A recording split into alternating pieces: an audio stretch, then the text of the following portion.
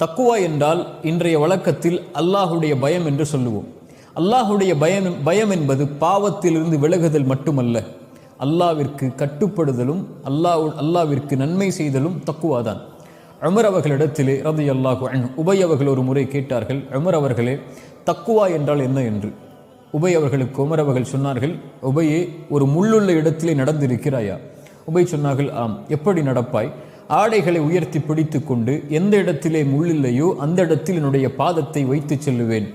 Umar சொன்னார்கள், அதாக்க தக்குவா, அதுதான் உபையே தக்குவா என்று.